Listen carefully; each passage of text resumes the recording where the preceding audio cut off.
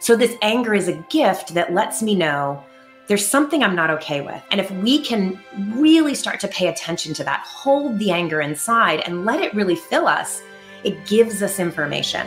So anger so often is an emotion that many of us have learned is fundamentally not okay. We learned in our childhood that we shouldn't be angry or that we should repress our anger in certain ways. For some people, that was polite. For others, having family members who maybe acted out violently in the face of anger, we learned to keep anger contained because there was never a separation between what anger is as a feeling separated from an action, a violent act, an aggressive act.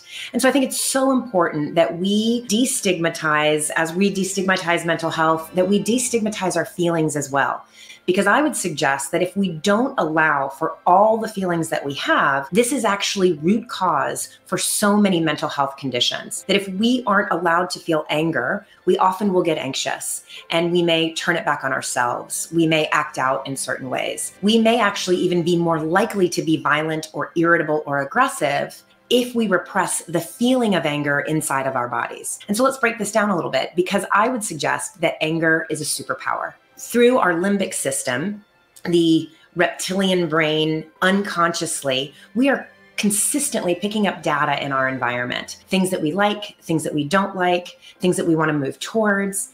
And anger is the feeling inside our bodies that lets us know there's something we don't like in our environment. This is imperative data for our nervous systems to then register consciously so that we can make a decision. Do I want to move towards this? Do I want to pull away from it? Do I want to set a boundary? And so when my nervous system is fully activated and when I'm paying attention to all the data that comes up, anger is just one piece of data that helps keep me safe. Because if someone is doing something that's aggressive or dismissive or hurtful, my amygdala in my limbic system is going to fire 200 milliseconds before my conscious mind, my prefrontal cortex, knows I'm angry or that's frustrating or that's annoying.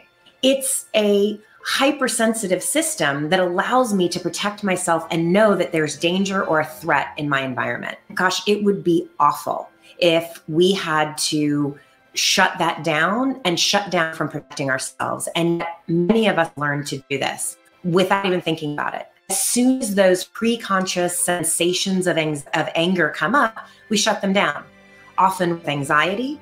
And then we may blame ourselves. Well, if I hadn't done, put myself in this situation, or if I had prepared better, or if I were just harder working, this person wouldn't be doing this to me. It dismisses the feeling that we have towards the other person, where we may really need to set a boundary. If I can't know that someone is being egregious towards me or even annoying me, I can't advocate for myself. I can't set a boundary, and I can't take care of myself in a really healthy and protective way.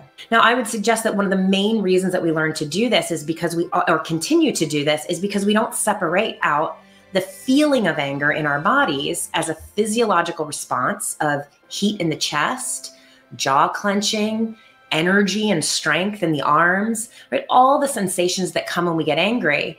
We don't separate that out from action. And there is a huge gap between feeling heat in my chest or even clenching my fist and punching someone. Thank goodness for that prefrontal cortex that allows us to take in this data and then decide what to do with this information. So this anger is a gift that lets me know there's something I'm not okay with. Now, once I've registered that inside my body and I felt this feeling of anger, I can decide what to do. I may decide somebody's coming at me, I do need to punch them, right? I may decide I'm not going to say anything right now. I'm going to register this and just see what happens. Maybe I'm misinterpreting the situation. I may decide to have a loving conversation to say, hey, I love you, but what you've done has really hurt me. And I'm frustrated and we need to have a conversation about this. I can set a boundary. Sometimes I may make a joke to say, did you really just say that? Right?